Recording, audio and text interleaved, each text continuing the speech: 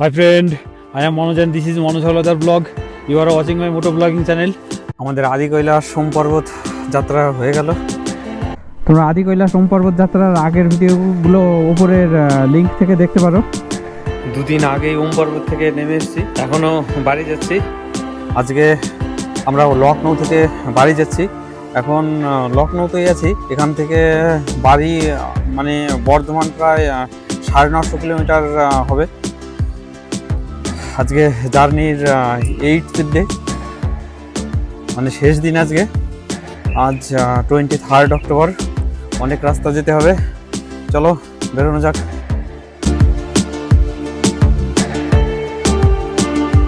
এই হচ্ছে আমাদের হোটেল ওম মঙ্গলম। হোটেলটা এই লখনৌ বারাণসী হাইওয়ের পাশেই। লখনৌ থেকে বেরোবো, এখন 5টা বাজে। এখান থেকে বাড়ির মানে বর্ধমানের ডিস্টেন্স, মানে বাড়ির ডিস্টেন্স প্রায় 914 কিলোমিটার বারাণসী হয়ে। তারপর বাড়ি যাব। বারাণসী ঢুকবো না, বারাণসী বাইরে দিয়ে বেরিয়ে যাব। এই আউটার রিং রোড রয়েছে, আউটার রিং রোড দিয়ে একদম বাড়ি যাব। এখন বাজে 5:20। এখান থেকে এখন বের হচ্ছি। এখনও অন্ধকার রয়েছে, একটু পরেই সকাল হয়ে যাবে। এখন বাজে 6:40। ওই সুলতানপুর হাইওয়ে দিয়ে যাচ্ছি। লখনৌ থেকে বর্ধমানের ডিস্টেন্স প্রায় 900 কিলোমিটার, 900-950 কিলোমিটার হবে প্রায়। একদিনে যাওয়া অনেকটা চাপের। 700 কিলোমিটার হলে ঠিক আছে, কিন্তু 900 কিলোমিটার একটু বেশি। অবশ্য টানা 1300 কিলোমিটার চালানোর এক্সপিরিয়েন্স আমার আছে। একবার অরুণাচল থেকে একদম ডাইরেক্ট বর্ধমান পর্যন্ত এসেছিলাম, নন স্টপ এসেছিলাম। তা খুব একটা অসুবিধা হওয়ার কথা নয়। এই সকালবেলার দিকে নন স্টপ যেতে পারলে অনেকটা এগিয়ে থাকবো। সানরাইজ হচ্ছে, সূর্যটাকে একেবারে থালার মতন লাগছে। দেখো, সুলতানপুর 53, বারাণসী 205 কিলোমিটার, 950 কিলোমিটার রাস্তা একদিনে যেতে হবে। কোথাও বেশি দাঁড়ালে হবে না। তাই এই সমস্ত রাস্তাগুলোতে ট্রাফিক খুব কম, আবার 3 লেনের রাস্তা, সেই জন্য কোনো প্রবলেম হওয়ার কথা নয়।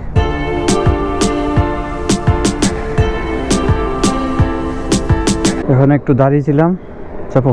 130 কিলোমিটার মতন এসেছি, এখনও 789 কিলোমিটার। আবার 100 কিলোমিটার পর দাঁড়াবো বোম ভুলে। কিন্তু ডিস্টেন্স এত বেশি হলে কী হবে, বাড়ি যাচ্ছি সেজন্য অনেকটা ভালো লাগছে। 9টা 9:30 হয়তো বাজবে। আকাশে খুব মেঘ রয়েছে, এমন যেন একদম অন্ধকার হয়ে আছে চারিদিকে। বৃষ্টি হতে পারে, বৃষ্টি হলেও তেমন কোনো প্রবলেম হওয়ার কথা নয়। বারাণসী 180। এখানে দাঁড়িয়েছিলাম এখানে। এখন বারাণসী হয়ে বেরিয়ে যাব। বারাণসী ঢুকবো না, বারাণসী বাইপাস হয়ে যাবে। সামনে একটা টোল রয়েছে। সামনে বারাণসী, এখনও প্রায় 50 কিলোমিটার মতন যেতে হবে। ওখানে গঙ্গা ক্রস করে তারপরে যাব। ওখানে একটা নতুন ব্রিজ হয়েছে। আসার সময় অবশ্য ওই ব্রিজটা ক্রস করে আসিনি, অন্য একটা ব্রিজ দিয়ে এসেছি। বারাণসী সিটির মধ্যে দিয়ে এসেছিলাম। ওখানে একটা রামপুর ব্রিজ, ওই ব্রিজটা ক্রস করে এসেছিলাম। গঙ্গা নদীর উপর যে নতুন ব্রিজটা হয়েছে, ওই ব্রিজটার উপর দিয়ে আসার ইচ্ছা ছিল, কিন্তু সিটির মধ্যে ঢুকে গিয়েছিলাম, সেই জন্য আর ওখান দিয়ে আসা হয়নি। এখন ওই ব্রিজটার ওপর দিয়ে যাব। ব্রিজটা এখনও কমপ্লিট হয়নি নাকি, সে ব্রিজটা দেখাও হবে, ব্রিজটার ওপর দিয়ে যাওয়াও হবে। লখনৌ বারাণসী হাইওয়ে ছেড়ে দিয়েছি। এবার NH-19 ধরবো। NH-19 ধরে নিলাম। এবার চলো ওই সোজা রাস্তায় একদম বাড়ি। এরপরে বিহার ঢুকবো, বিহার, তারপর ঝাড়খণ্ড, তারপরে আমাদের স্টেট ওয়েস্ট বেঙ্গল। NH-19 এই রাস্তায় একেবারে সোজা কলকাতা গেছে। সামনে গঙ্গা পড়বে, গঙ্গার উপরে হচ্ছে বিহার। মোটামুটি সেই রকমই। কোথাও তো দাঁড়াচ্ছি না, 100 কিলোমিটার পর পর দাঁড়াচ্ছি। 5 মিনিট ব্রেক নিচ্ছি, তারপরে যাচ্ছি। বারাণসী থেকে বাড়ি প্রায় 600 কিলোমিটার। এখন 10:20 বাজে। এখানকার রাস্তা দেখো, নাইস নাইস।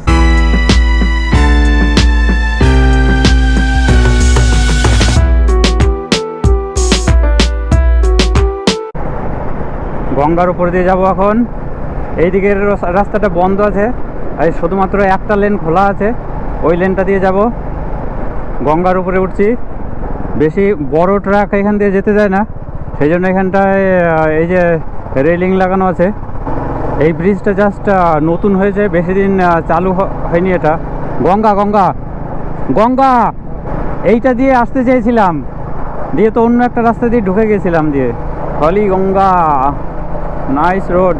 এইদিকের লেনটা চালু হয়ে গেলে তাহলে ইয়ে হয়ে যাবে। এইদিকে কাজ চলছে, এইদিকের এই যে সমস্ত কাজ চলছে, সব পিলারগুলো পোতা হয়েছে, মাঝখানে শুধুমাত্র এই যে এইটুকু বাকি আছে, তাহলে পরেই পুরোটা হয়ে যাবে। এই যে এদিকে কাজ চলছে, এটা বিশাল বড় ব্রিজ, বিশাল বড়। Nice nice. দাঁড়াতে ইচ্ছা করছে কিন্তু এখন আর দাঁড়াবো না।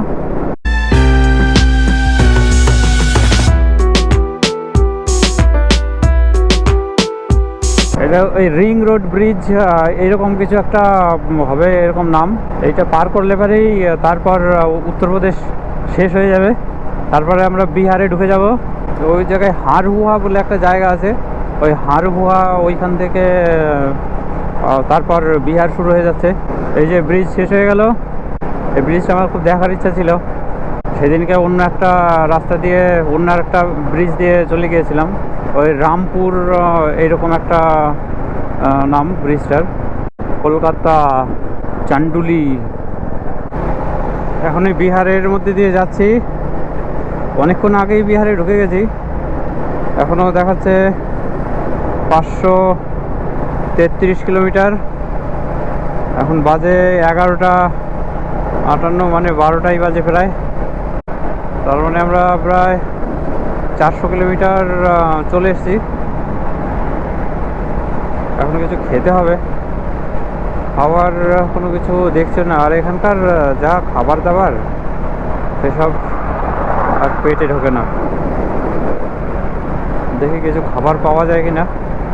বাইকটাকেও রেস্ট দিতে হবে, বাইক অনেকক্ষণ ধরে চলছে, প্রায় 160 কিলোমিটার বাইক টানা চলছে, দাঁড়ানোর কোনো জায়গাও দেখছি না। একদম হাইওয়ে, তো হাইওয়ে একদম ধুধু করা হাইওয়ে, তার মধ্যে দিয়ে যাচ্ছে তো যাচ্ছেই। এখানে এই বিহারের মধ্যে ঢুকে গেছি।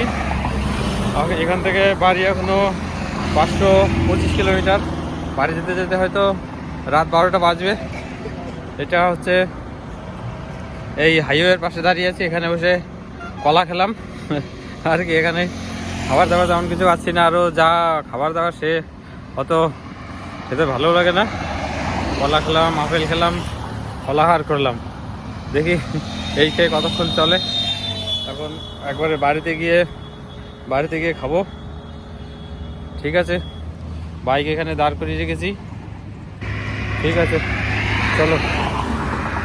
এখানে একটু খাওয়া দাওয়া করে নিলাম, খাওয়া দাওয়া হয়ে গেছে, এখন আবার বেরোনোর পালা। জয় শিব শম্ভু, জয় শিব শম্ভু, ভোলে বাবা। সামনে বোধহয় ঔরঙ্গাবাদ, মোস্ট প্রবাবলি তাই। এখন পেটে খাবার পড়ে গেছে, ডাইরেক্ট বাড়ি গিয়ে একবারে খাবো, এরপরে খিদে লাগলে। তাড়াতাড়ি বাড়ি পৌঁছাতে পারলে হয়। এরপর ঝাড়খণ্ড আসবে সামনে, ঝাড়খণ্ড আসার পর ওখানে আবার পাহাড় পর্বত আবার শুরু হয়ে যাবে। অবশ্য পাহাড়ি রাস্তা নয়, পাহাড়ের পাশ দিয়ে যেতে হবে। তাও বাড়ি যেতে যেতে হয়তো 12টা বেজে যাবে। আকাশ মেঘলা মেঘলা রয়েছে, বৃষ্টিও আসতে পারে। রোদ নেই, কিন্তু আকাশে মেঘ রয়েছে খুব। পাহাড় ছেড়ে আবার পাহাড় দেখতে পাচ্ছি, তার মানে আমরা বিহার ছেড়ে ঝাড়খণ্ডে ঢুকে পড়েছি। কোন জায়গা দিয়ে যাচ্ছি কি জানি। এখন প্রায় 1টা বাজে। একদিনে সেই লখনৌ থেকে বর্ধমান 950 কিলোমিটার রাস্তা প্রায় নন স্টপ যাচ্ছি। দেখো সামনের দিকে, ওই দেখো ওই পাহাড়গুলো সব দেখা যাচ্ছে, ওই পাহাড়গুলোর পাশ দিয়ে যাব। এখানে একটা ব্রিজ রয়েছে, অনেক লম্বা ব্রিজ। মোস্ট প্রবলি এটা ওই সোন নদী, বরাকার নদী নয়। বরাকার তো ঝাড়খণ্ডের শেষের দিকে, আমরা তো সবে ঝাড়খণ্ডে ঢুকলাম। আপ ডাউন দুটো ব্রিজেই রয়েছে, দুটো আলাদা ব্রিজ। নিচে জল খুব একটা নেই, বালিতে ভর্তি, খুব চওড়া নদী, অলমোস্ট 3 কিলোমিটার লম্বা তো হবেই।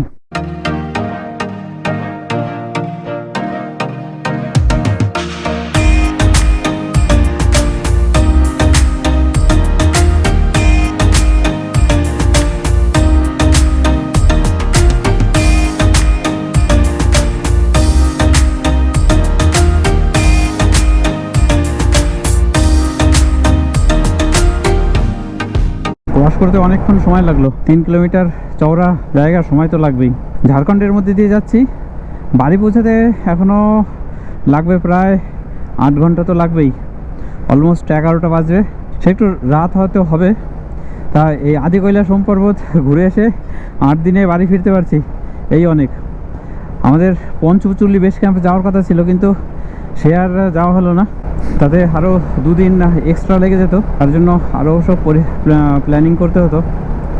10 দিন টোটাল লেগে যেত, অত সময় নেই, সেই জন্য আর পঞ্চচুল্লি বেস ক্যাম্প যাওয়া হলো না। বাড়ি এখনও 300 কিলোমিটার, এখন বাজে প্রায় 5টা, অলরেডি 650 কিলোমিটার চলে এসেছি। কখন যে বাড়ি পৌঁছাবো কে জানে, এখনও বেলা আছে অনেকটা।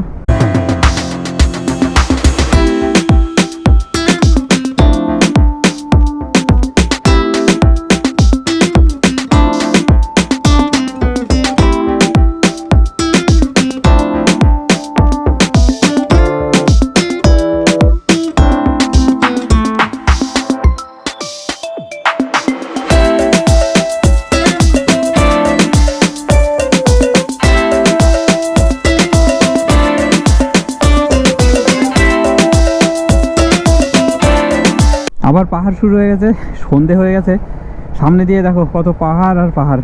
এখানে কদিন পরে আসবো, এখানে পরেশনাথ হিল আছে, ওখানে ট্রেকিং করতে যাব। এখান থেকে আসানসোল 102 কিলোমিটার। আসানসোল ঢুকলে তো ওয়েস্ট বেঙ্গলে ঢুকে যাব, তাতেও হয়তো রাত হয়ে যাবে। আসানসোল থেকেও বাড়ির ডিস্টেন্স প্রায় 150 কিলোমিটার, বাড়ি যেতে 11টা তো বাজবেই। তা এই ব্লগটা এই পর্যন্তই, আর এই ট্রাভেল সিরিজটাও এইখানেই শেষ হচ্ছে। সবাই ভালো থেকো, ওকে, টাটা, বাই।